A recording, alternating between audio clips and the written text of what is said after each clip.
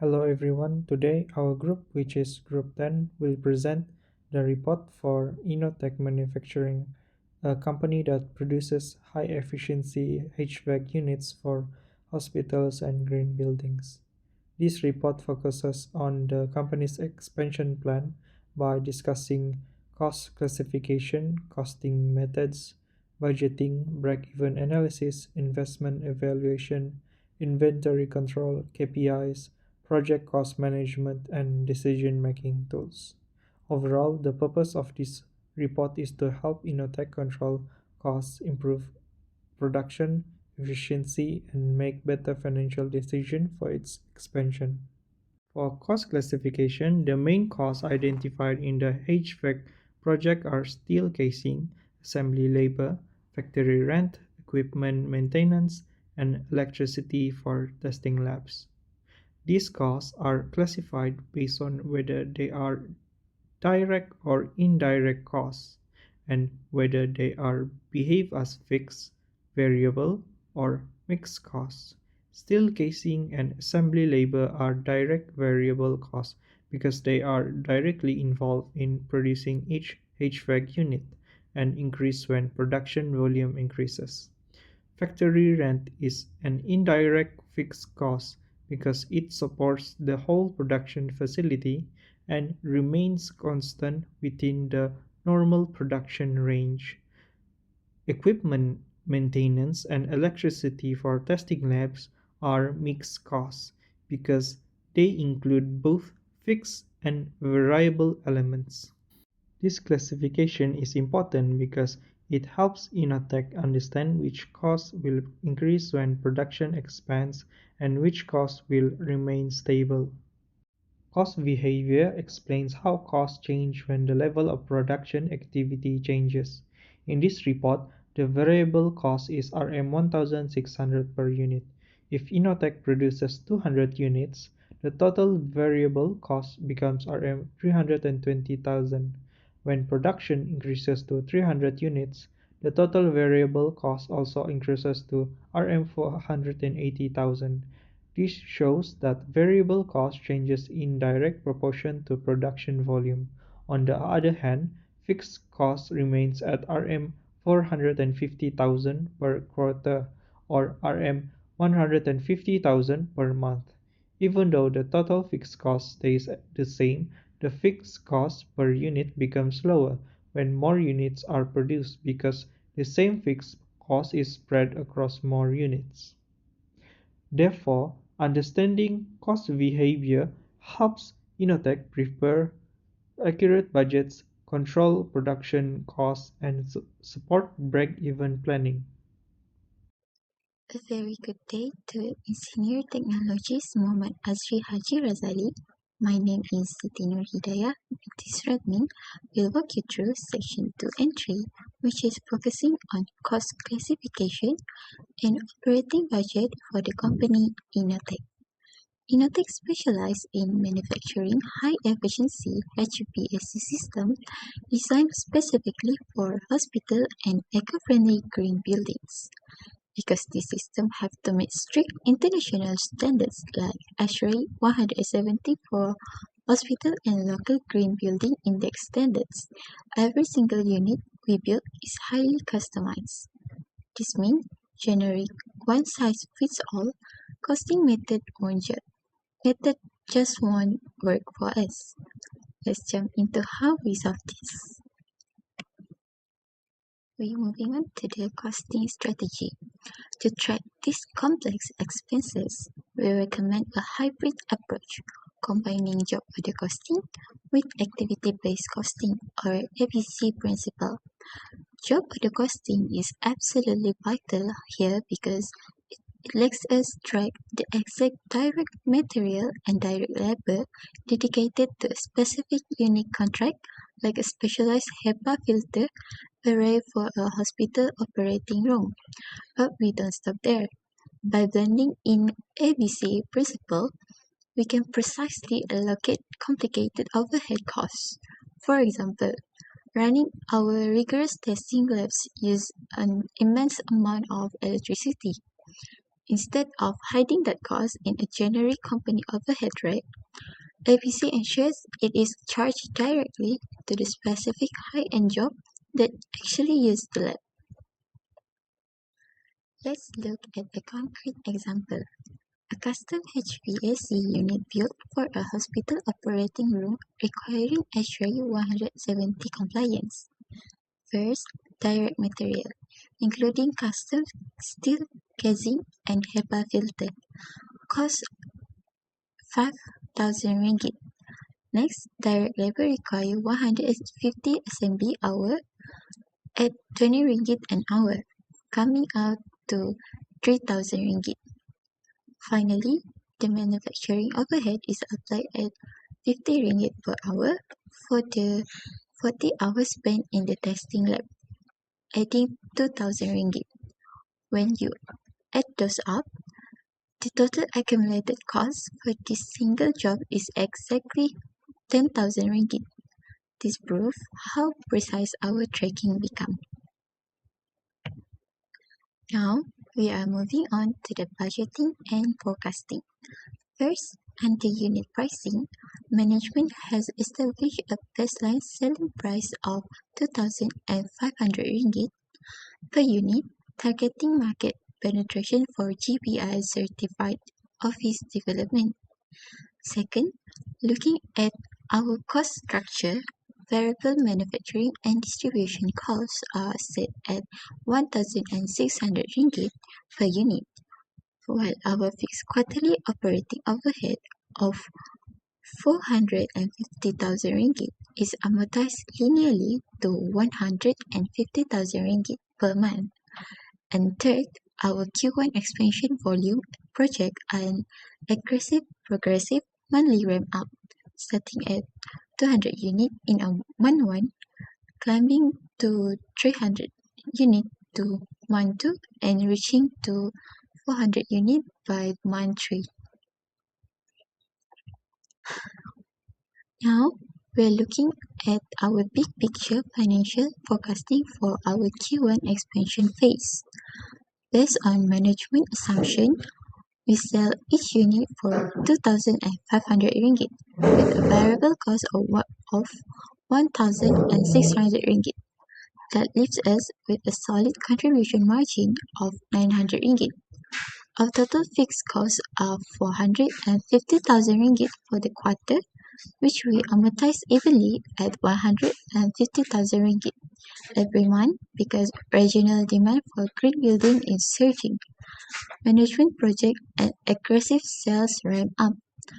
We forecast selling 200 units in month 1, 300 units in month 2, and 400 units in month 3. As you can see on the budget table, our net operating income jumps drastically from a modest 330,000 ringgit in the first month all the way up to an impressive 210,000 ringgit by month 3. For break-even and profit planning part, given a scenario of unit selling price is 2,500, variable cost is 1,600, and fixed cost is 450,000 ringgit. The first one is we need to find the contribution margin, which is the differences between selling price and variable cost. We got 900 ringgit, and we proceed to break-even unit formulation, which is fixed cost over contribution margin. We got 500 units, meaning we need to sell 500 units to cover all the costs. And for the sales revenue is simply the unit we got earlier and times with the unit selling price, which is 2,500 times 500, which result in 1,025,000 ringgits. So for the graph analysis of break-even point, as you can see here, there are loss area and profit area. What is meant by loss area is if the company sell below the break-even point or below 500 unit, it will result in loss. And if the company sell more than 500 unit, it will result in profit. So basically, Innotech Manufacturing Ltd needs to sell 500 units of HVAC system to cover all the fixed and variable costs. From the above chart, sales of 500 units will result in no profit, while sales more than 500 units will result in profit. If the company managed to sell 500 units, the sales revenue will be 1.25 million. Assalamualaikum. My name is Hafizdin bin Yahya, BK231100057. Let's talk about our capital investment analysis. We validated the procurement of a robotic welding line. This is a critical 300,000 ringgit investment with a 5-year operational life. Our goal is to shift from manual labor-intensive processes to automated high-precision manufacturing. This directly supports our strategic need to meet up new high-efficiency HVAC standards for hospital and green buildings. To justify this expenditure, we utilize the net present value method. By discounting our projected annual savings of 90,000 ringgit, we arrived at a positive NPV of 41,172 ringgit.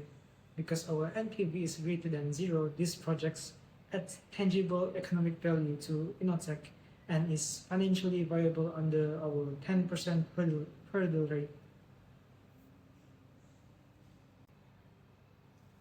Finally, we calculated the internal rate of return to verify the project's efficiency.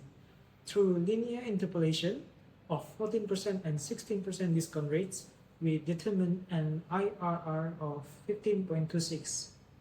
This comfortably exceeds our 10% MARR, providing a 5.26% safety buffer. Given both the positive NPV and the strong IRR, our recommendation is to proceed with the investment.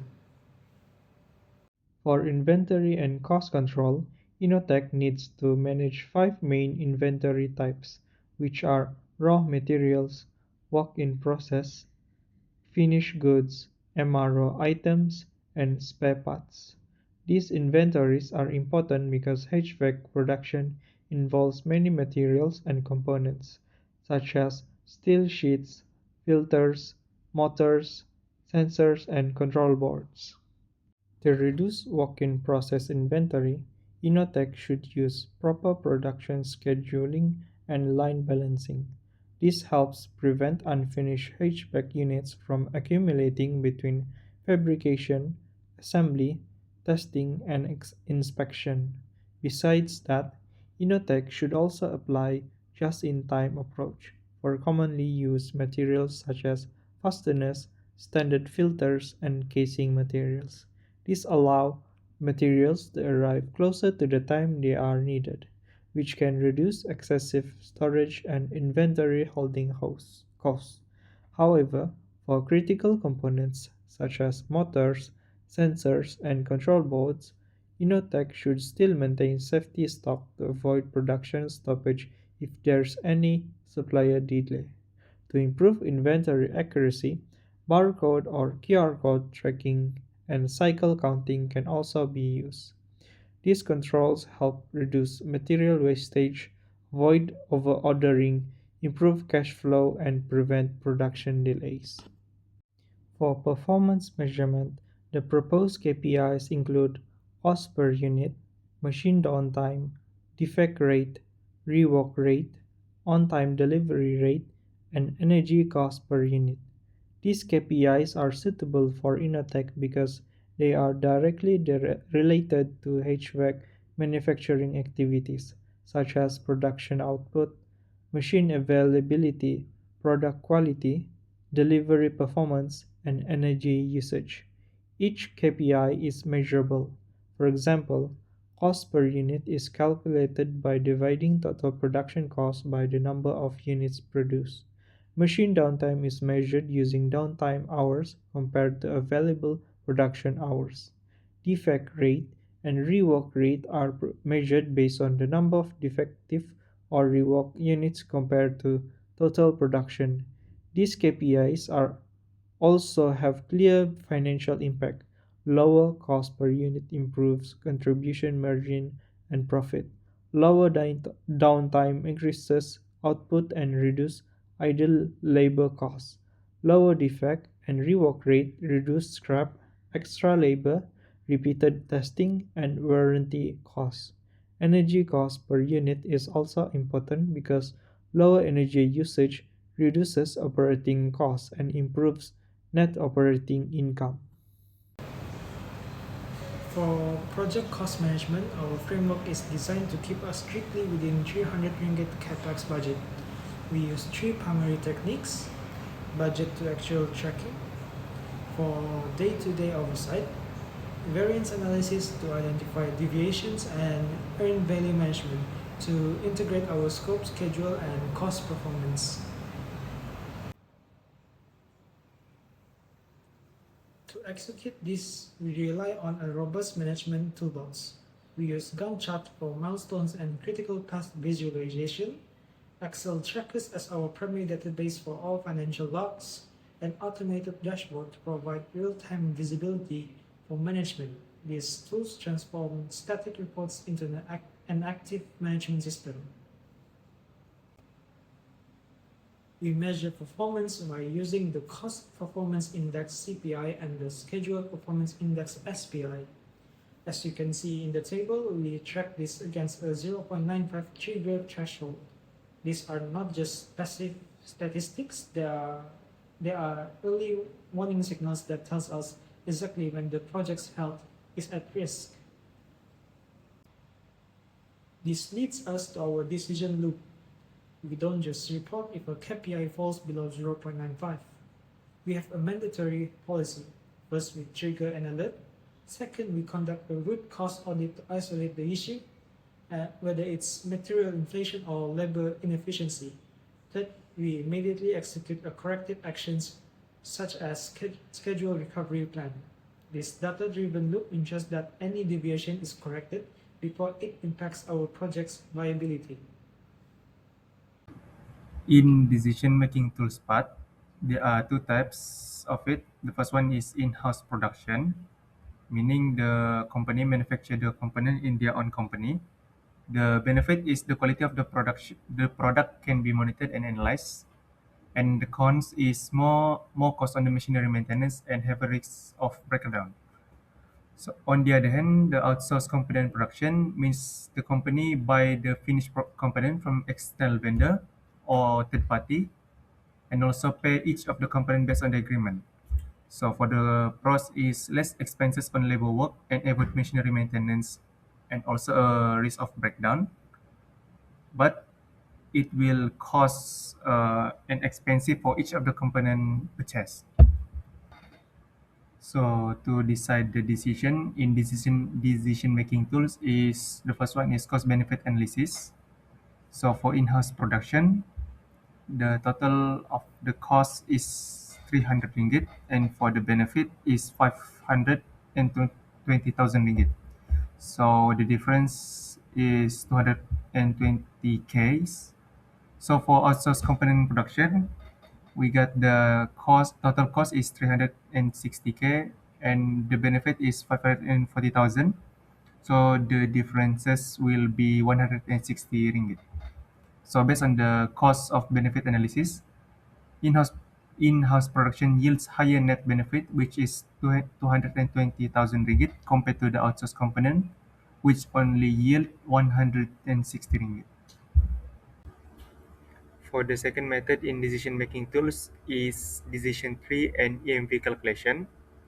For in-house production, with the failure is 30% and expected success is 70%, the impact will be 50,000 and 222,000 ringgit respectively, and the total EMV is 169,000 ringgit.